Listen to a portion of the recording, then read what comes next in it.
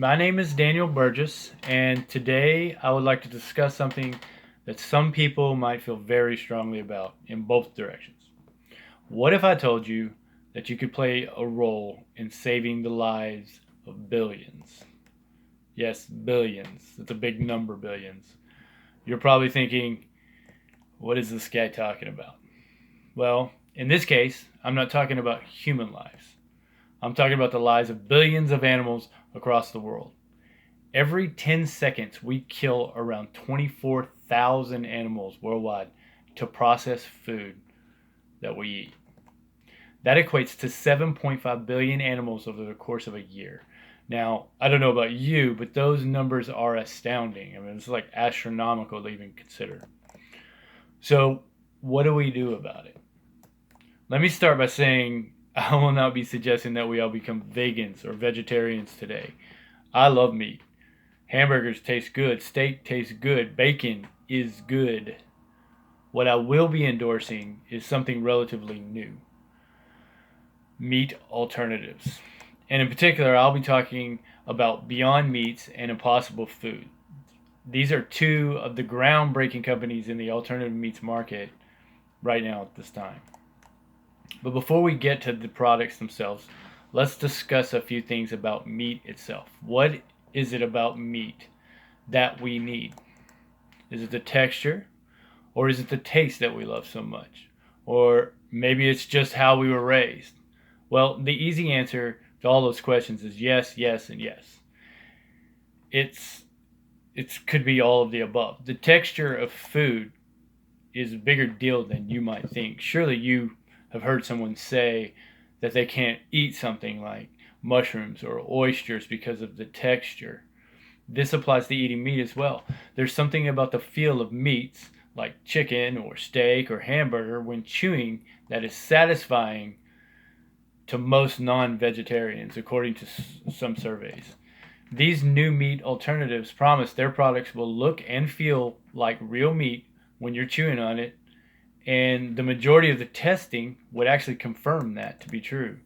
And of course, there's taste. Taste is paramount and possibly the most important factor in today's market. There have been plenty of meat alternatives that have failed the proverbial taste test in the past.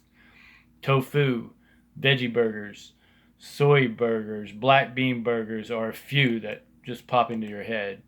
But the meat alternatives of today have a secret weapon, thanks to science. It's called heme iron, and it can only be found in nature in the blood and muscle tissue of animals. Heme iron is why you have to order a temperature on a steak at a restaurant, like medium rare or well done. Now, scientists have found a way to synthesize heme iron in the lab. So, voila. Now, your Impossible Foods or Beyond Meat's burger has that juicy or kind of bloody feel and taste to it. And then there's the cultural aspect. For as long as I can remember, I've been taught that a meat and two veggies was a meal. That was his rule of thumb around my house, and that can be a hard habit to break, even if nutritionists and science would suggest otherwise today. These are a few of the reasons we enjoy eating meat, and a few potential hurdles this new industry will certainly have to overcome. Now we've discussed why we want meat. We should examine why we shouldn't want so much meat. One of the biggest reasons is the environment. We use an enormous amount of resources to raise the animals that we eat. There are land, water, and feed resources to consider. With regards to the feed resources, it requires 10 calories of feed to produce every single 1 calorie of meat. And the lack of freshwater resources now and potentially in the future is well documented. But it is the necessary land resources that really gets my attention on this topic. If the whole world ate as much meat as the top 10 meat eating countries in the world, it would require all of the habitable land on Earth to raise the animals necessary to feed the world. And as the rest of the world starts to get more and more wealthy, the demand for meat will rise and rise.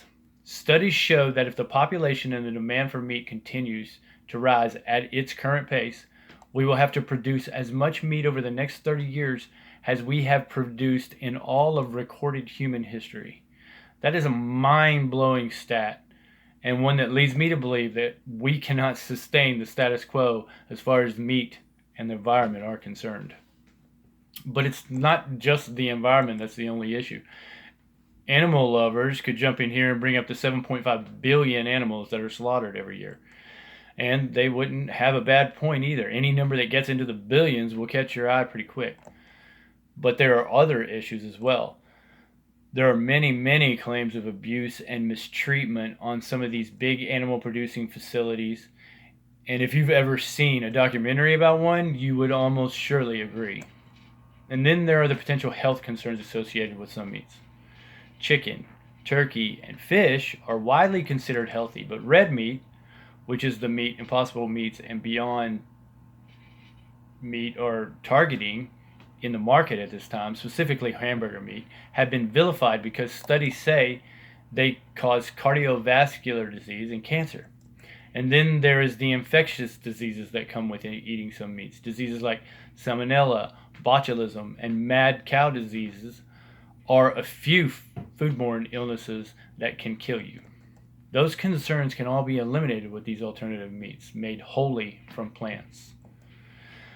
Now, we've talked about a lot of things, but we haven't talked about the actual product yet. There are two products that are making a big push to get the industry started right now. I've mentioned them, Beyond Meats and Impossible Foods. For these alternative meats to really get a foothold in the market, they'll need to prove that this is not just another food fad and that their products are a viable choice for you, the consumers. And they're starting to make some strides in that direction. Both have obtained deals with major fast food chains, and industry experts suggest that this is just the beginning of those deals. Beyond Meats can be found at Carl's Jr.'s, Del Taco, and Qdoba right now, while Impossible Foods burgers are offered at places like Burger King and White Castle. So, the next time you're at one of these places that I just named, do a cow or a chicken or a pig a favor, go on a branch and try something new. Try an alternative meat option like the Impossible Whopper at Burger King and see for yourself what you think. You might just be surprised. Thank you for listening. I hope that was informative. But before I go, I'm going to take a few questions from myself. Question number 1. Where can you find more information about alternative meats? Well, if you want to do research on it, or if you just want to, you can just do the normal .coms. You know, it'd be beyondmeats.com or impossiblefoods.com. Or if you're more visual, you can watch a show on Netflix called what is that show called? Explained. It's called Explained. It's season 2, episode 8.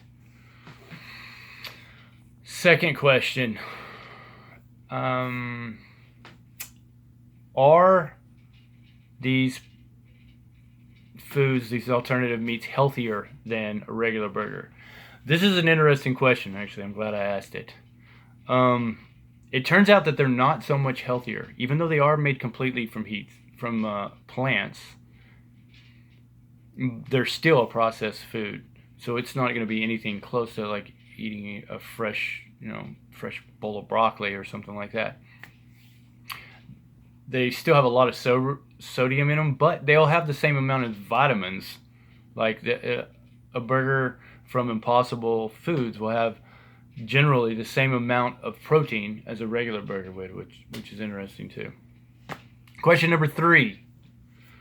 Have you or I ever had a alternative meats burger? And it turns out for this assignment, I actually went to Burger King and had an Impossible Burger, and I gotta say I was pretty impressed. It tastes pretty much like a Whopper.